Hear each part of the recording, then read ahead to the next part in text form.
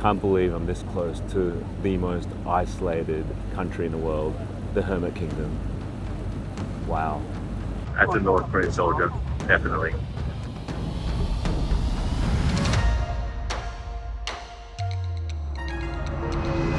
Wow.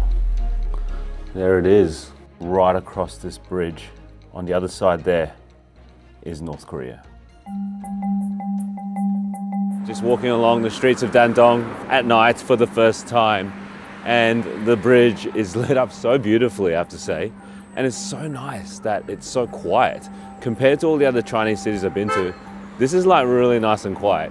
And on this side, as you can see, there's so many lights like you'd see in a lot of Chinese cities, that this cyberpunk kind of feel. Although the buildings aren't that tall here, and it's kind of like a smaller town kind of feel, even though it's a population of 2 million people, which is considerable.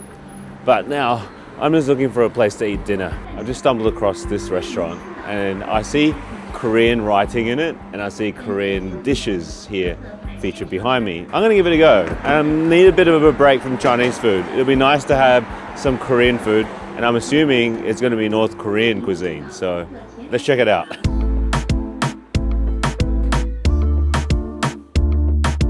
Right, so I'm sitting in a North Korean restaurant, and apparently this is North Korean beer. And I've given up my beer fast to try this because it's been well over a year since I had some beer. So cheers to North Korean beer.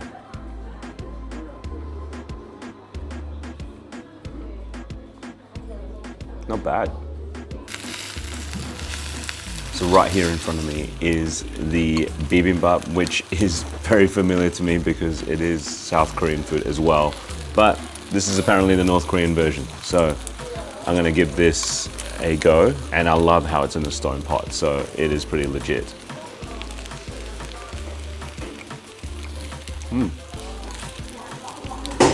It's pretty good. So all up I spent a total of 50 yuan or 10 Australian dollars, which was so cheap actually, considering I got this massive bowl of bibimbap and a North Korean beer and some tea. So pretty good value. I just find this truly fascinating to see how lit up it is on one side in China, and on the other side in North Korea, like over here at night, is literally darkness with just some lights on in the buildings, which I don't even know if they're real, but it is so fascinating to see the contrast. Just literally where the bridge ends, it's darkness. Anyway, I'm gonna head back to the hotel because I'm absolutely smashed after a big travel day, and a big day ahead tomorrow, and I'll catch you in the morning. Well, good morning on my first day in Dandong, and I'm excited to actually head to the Great Wall to check it out. It is a little bit of a distance, so I do need to get a DD right now.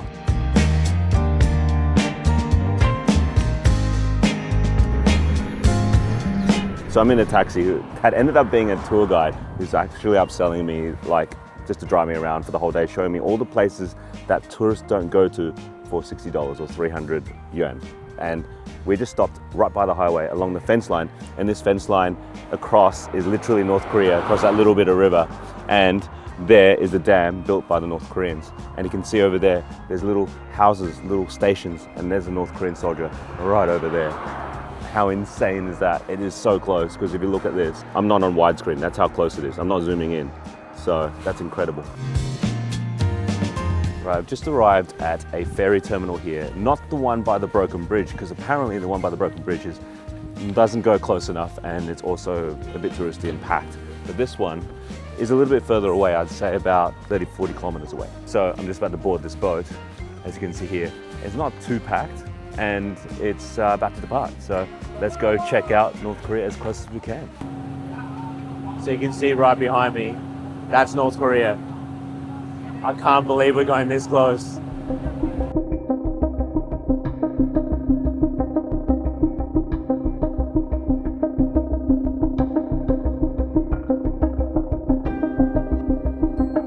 Oh, I just spotted a car. Actually, the first vehicle I've seen in North Korea. Everything else is cyclists. Right, so I'm going to describe what I just saw on that ferry. Along the ferry, you get so close to the actual town itself. This town's called Chongsu, I think, from memory. And you can see the factories all going up with like action there. There's also a lot of dilapidated buildings. Like the buildings are just like in ruin from what I see. There were a few cyclists, a few soldiers, as you can see, and just very, very quiet. There's not much going on there, but it's interesting to see the buildings, the school, the picture frames of the two leaders, and yeah, it's just such a fascinating sight. So currently stopped by the road, and there is this power station over there. That's the hydro power station that was built by the Chinese for the North Koreans to use. So it shows how much the Chinese actually help out North Korea because they are allies. And literally across the river over there is North Korea. That's not far. Those mountains over there, that's not that far. And the thing is, it also shows how little the North Koreans actually have, because China do help them out a lot. So basically, we've been driving along here and we can see even new apartment blocks that have been built by the North Koreans, because back only in 2024, it was flooded. And because of that, all the houses were destroyed. And with the help of the Chinese government, they were able to build these apartments that you see. So I've just got to the Hushan Great Wall, which is the eastern point of the Great Wall of the Ming Dynasty. To get in here, the ticket was 60 yuan, or about 12 Australian dollars, which is pretty decent.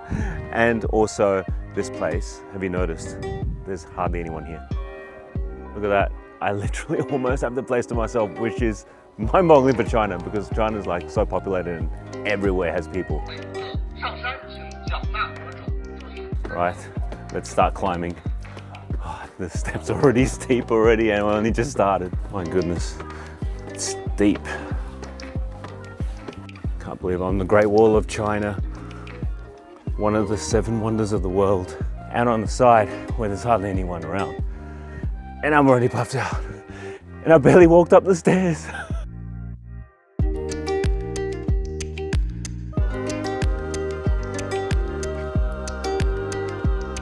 Right, I'm just walking along the Great Wall of China right now on the eastern end, where on this side you see North Korea, and on this side I'm on China. And oh my goodness, I need to climb these steep steps, and I need to get up to the top, where apparently it is at its closest point, where you can see North Korea from the very top. And look at these stairs, how crazy is this? Oh my goodness, they are literally vertical. Look at that. This climb is no joke. Look at this. It keeps going. This is so steep. This is nuts. You have to be fit if you walk up here, by the way. I am currently on the Great Wall of China, and on one side it's China, and on literally the other side, as you see, it's North Korea. And you can see the contrast is stark. The contrast on one side is being fully developed, and on the other side, you can see the land is completely dry and arid, and of 2 different civilizations. It is just absolutely unbelievable to see this. But I'm heading to the tallest point here. It's called One Step Closer, and it's also the closest point that you're able to see North Korea from the China side. How unbelievable is that? I'm just absolutely mind blown by what I can see right here and being so close to the North Korean border without actually stepping into it. I finally made it to the top of the Great Wall of China, or this section anyway, and this is at its highest point, called One Step Closer. And on this side you see North Korea at its closest point. You can see the river is so thin, the Yalu River, and you can literally see how close it is. You can see some villages there, you can see a bridge, you can see some farmers working in the field. Look how old some of the horse and carriages are over there, just ploughing away, and people on the bottom right of the frame here just shoveling dirt into the truck, like as if it was like in the 40s, not in 50s. You can see some like fires burning in the distance and another village, but otherwise it's pretty sparse. It's all farmland. There's not much vegetation you can see on the side. Unbelievable to see the difference from here and how close it is. And you can see up in the distance is Dandong. So wow, this is unbelievable. This is one of those places that you must visit just to see the world that goes on, that have no idea what's happening on this side of the world, because they do live quite isolated lives. It's unbelievable. Right, getting on the boat now. This ticket costs 80 yuan, or around $17.50 Australian, for a 35-minute cruise. Although it's far busier than the other one I went to early in the day, but it's far more outdoor space. So let's see what I can find. You can see over there is the broken bridge. I'll go there in the morning because I ran out of time today. It's already shut because it's shut to 5 p.m. But yeah, what a day. And to be able to cover all this in a single day, it was pretty amazing. And I was pretty lucky to encounter this driver who happens to be a tour guide. And even though $60 is a little bit expensive on the China side of things, it's still pretty cheap by Western standards to be shown all these places without having to worry about getting a taxi. And remember, all these places are pretty regional and pretty rural, so trying to get a DD in this pretty regional area is going to be tough. So it's pretty fortunate to get that ferry ride and to be shown the hydroelectric plant and everything else along the way. It's pretty incredible. Like, I'm pretty enjoying this day. This is like my highlight of this trip so far in China.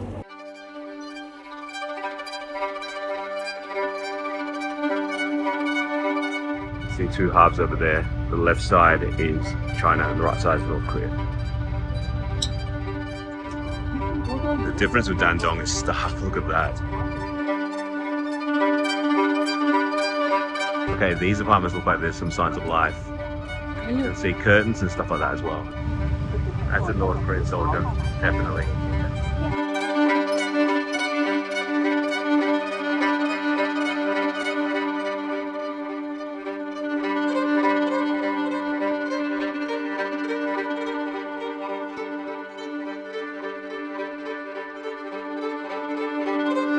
It's actually quite a decent sized city. Whether the city is all like for show or are people actually living in those apartments, I'm not sure, but quite an established city compared to the other town I was at earlier on, which is like full on rural. Like, this is one of the main cities in North Korea. I can't believe I'm this close to the most isolated country in the world, the Hermit Kingdom.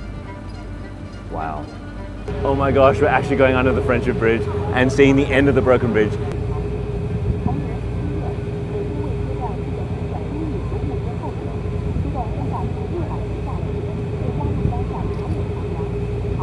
That's fascinating. That is awesome.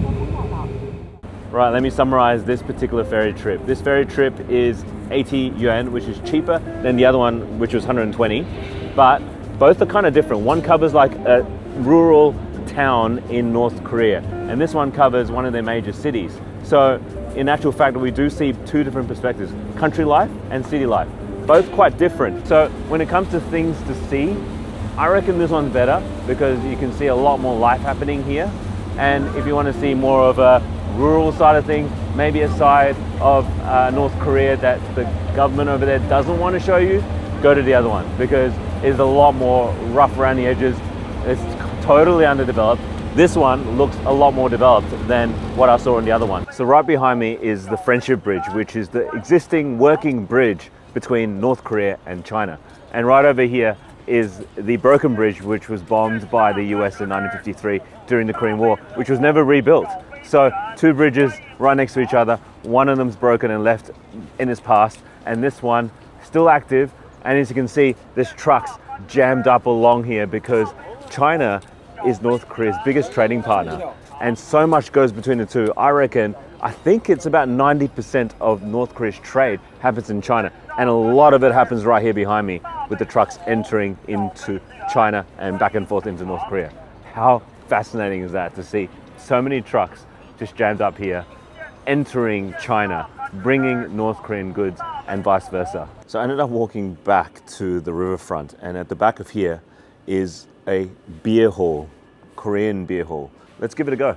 So I'm here sitting in the restaurant and looking at what to order. So they've got cold noodles for 28, Pyongyang cold noodles. I think I'll give that a go. It's like $5. So I just ordered a cold noodle dish and some beer. And again, the traditional North Korean beer. And I saw downstairs they were actually brewing it. So that was cool, but didn't like the pour. Look at how much head there is here.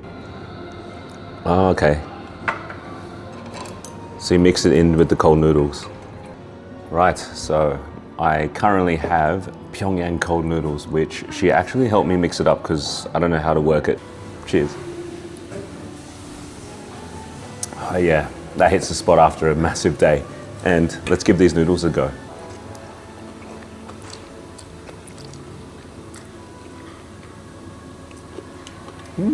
Pretty good. Compared to the South Korean noodles I've had, this is way better. It's like got so much flavoring. This is really good.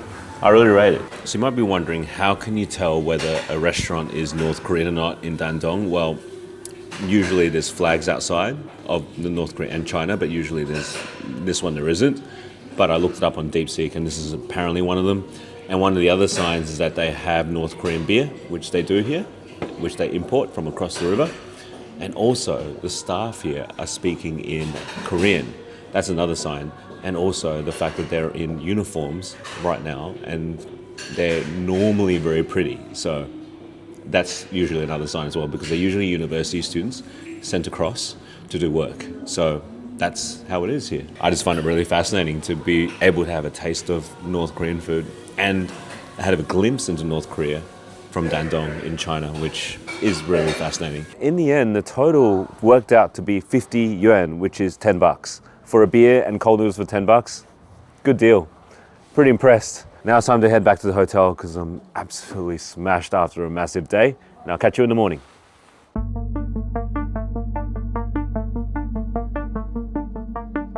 Well, good morning from sunny Dandong, and right behind me, as you can see, is the broken bridge. But unfortunately, I just found out that I can't get on it because it's closed for repairs, and by the time it's open again, I would have been gone, which is pretty sad. It's quite funny and quite fitting that this bridge has been frozen since 1950 and I still can't get to the edge of it. That's the broken bridge entrance. It's closed. Broken bridge, 1950 was blowing up. Well, I've now seen North Korea on both sides of the border, from the DMZ to the Yalu River behind me, from South Korea to China. And the thing is, isn't how different they are, it's actually how similar they are, because of the fact that there are checkpoints and security and fencing all along the borderline. And the thing is, if you want to see North Korea up close, Dandong is definitely the place to be because of how close I actually got to see life and activity and the real life housing and real life situation that you see in North Korea. If you enjoyed this video, don't forget to like and subscribe, and I'll catch you in the next one.